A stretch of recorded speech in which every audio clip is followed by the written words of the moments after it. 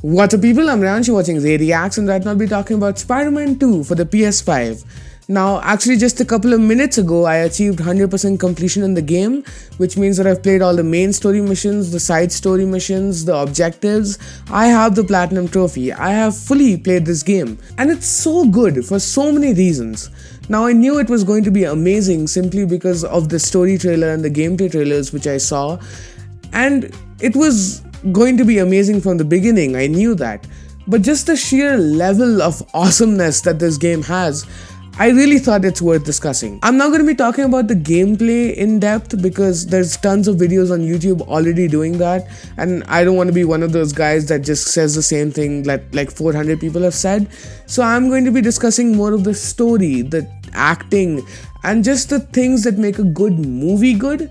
Except those things apply to a game as well. Like, the game is good because of those reasons. I don't know what I'm saying, but I hope you got that. Now, spoiler warning before we get into the game, because I'm going to be discussing the entire main story, so that's going to be completely spoiled for you if you haven't played this game already.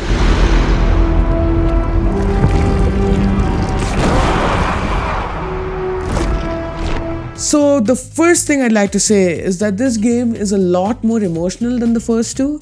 And that's not me saying that the first two aren't emotional, because they are. They're definitely one of the most emotional games I've played, with Peter and May at the end of that game and with Miles and Finn at the end of the Miles Morales game. It's definitely super emotional. But this game just takes it to a whole new level. Like, I think the most emotional part is with the mission with Martin Lee and Miles when they both go into Peter's head to save him from the symbiote.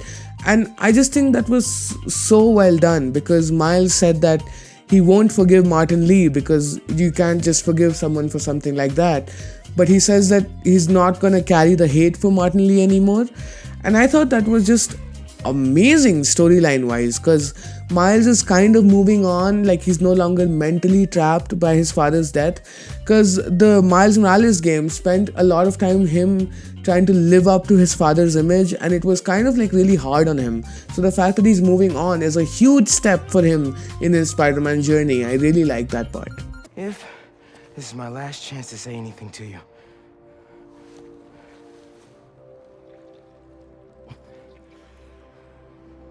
I won't forgive you.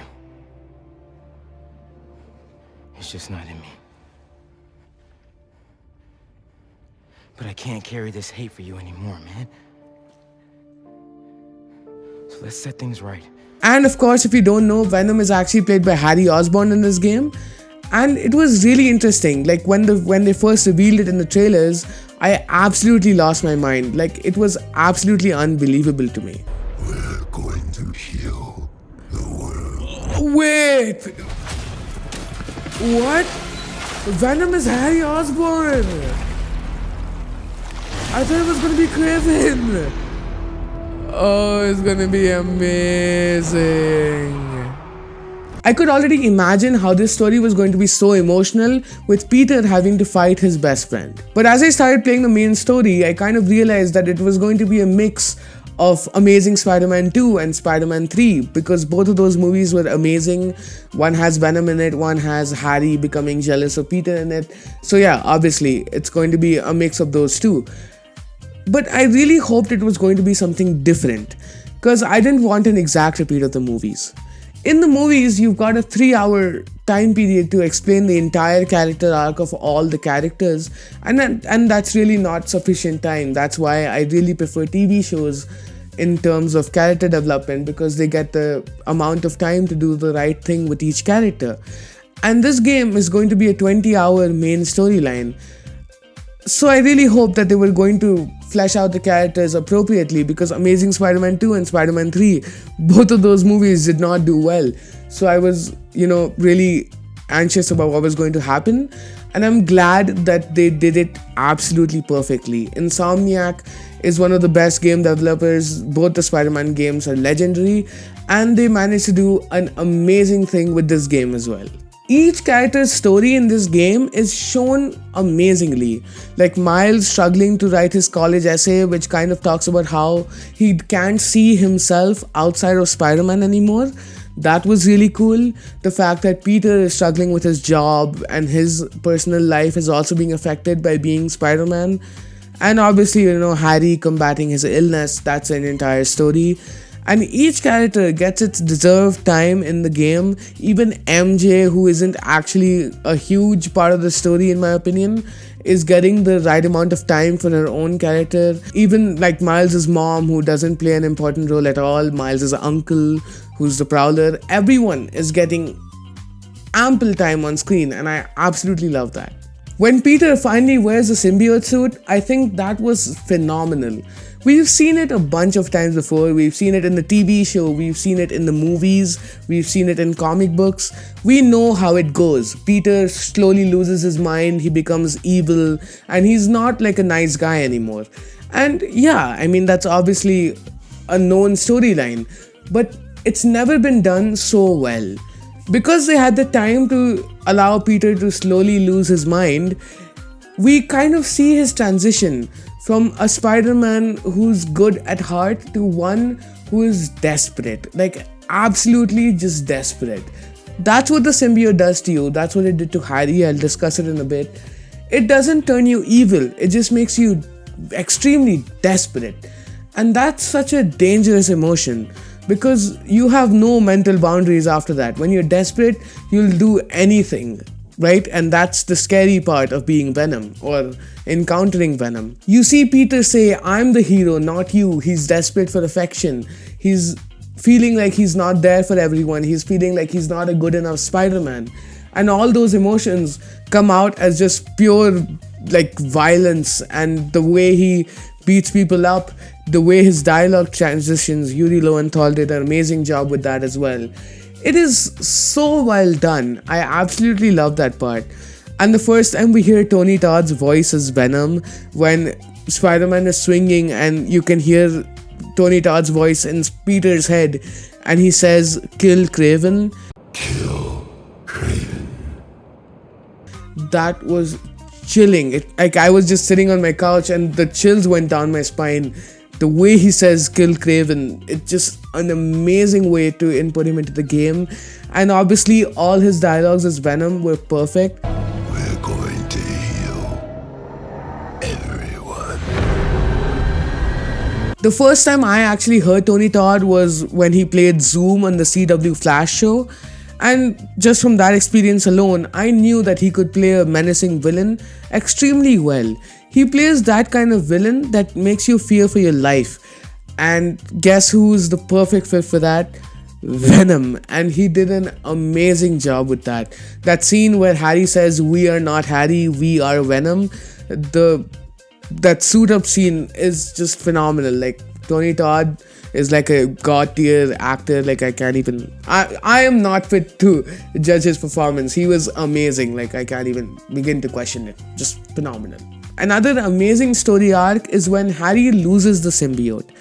And when he eventually loses it, he's really getting used to being Agent Venom, which was a great surprise. So since he's getting used to being a superhero and he loses the symbiote, he's kind of feeling useless. Plus he's feeling jealous of Peter because now Peter has the symbiote and Peter's already Spider-Man, he's a hero, he's helping people. And you kind of see that jealousy that starts developing in Harry. Plus his illness is coming back, which is definitely not helping. His illness is making him feel like he's dependent on others, and that's not a good feeling. Feeling desperate and alone is one of the worst feelings on the planet. Never make a person feel that way. And you kind of see why good, nice guy Harry will slowly become Venom. And that transition was so epic. When Norman Osborn talks to Peter, he says that he's proud of Peter. Can you imagine what will be going through Harry's head? Harry and his dad's relationship has always been kind of strained, with his mother's death and all of that. I don't think Norman Osborn ever told Harry that he's proud of Harry. And the fact that he's telling Peter, who's just like not even related to him, you can kind of feel how Harry would be super, super jealous and angry.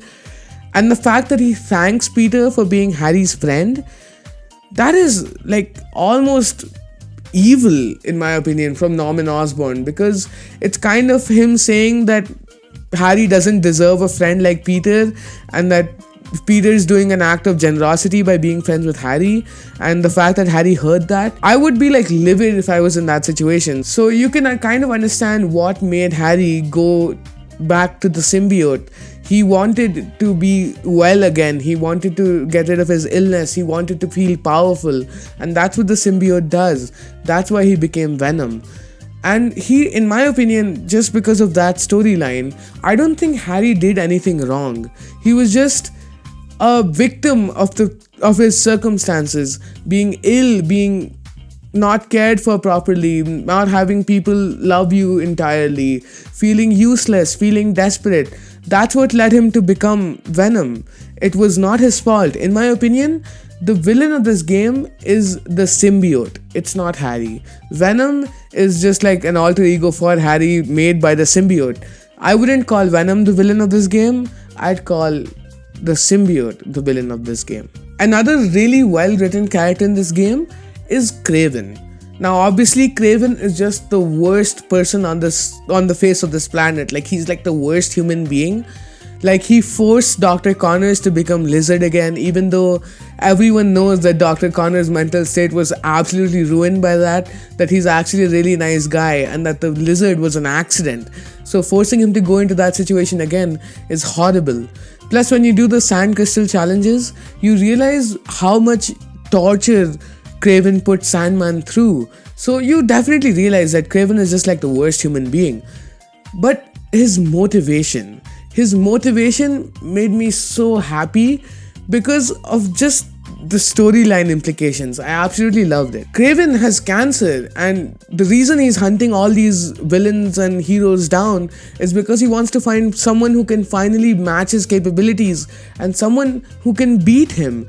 He wants to die because he doesn't want to be on a deathbed. He doesn't want to have lost his quality of life. He simply wants to go out in a glorious fight, kind of like the old Loki at the end of Loki season 1. He wants to go out with a bang, and that's so understandable. A person like Kraven, someone who's fueled by his bravery, by his ego, he doesn't want to end his life in that manner, and I absolutely loved it. Now, I've already discussed a huge chunk of this game, but the reality is it's a 30-hour story. I can't possibly discuss everything. I'm just gonna go over a couple of quick pointers that I wanted to discuss. Peter's relationship with MJ is absolutely phenomenally shown. At the end, she moves in with him. I loved it. Miles with his mom, both of them are trying to move forward in life after this immensely traumatic thing that happened to them. I absolutely love those scenes. Peter and Harry, their amazing friendship, their trust with each other, the Emily May Foundation. I absolutely loved all of these moments. There were some truly great story elements in this game, and I have to say, Spider-Man 2 follows the recipe of the perfect game, and maybe even the perfect Spider-Man movie. Like, if there was a live action movie with Peter and Miles, which, let's be real, Marvel will do really soon, I hope that it's exactly like this. Both Peter and Miles get to share the spotlight. It doesn't mean that Miles is a lesser Spider-Man because he's less experienced, nor is Peter a lesser Spider-Man because he's old. Both of them together share the screen in a perfect way. Both of them have their own personal lives, which the game explores perfectly, and they also are a perfect team together. That is the best thing a Spider-Man game can do, and I absolutely loved it. Anyways, that's it for this video. If you guys enjoyed this video, please subscribe to this channel. It really means a lot. If you want to check out my gameplay trailer reaction for Spider-Man 2, here's a link to that up here. Or if you want to see my story trailer reaction, there's a link to that down here.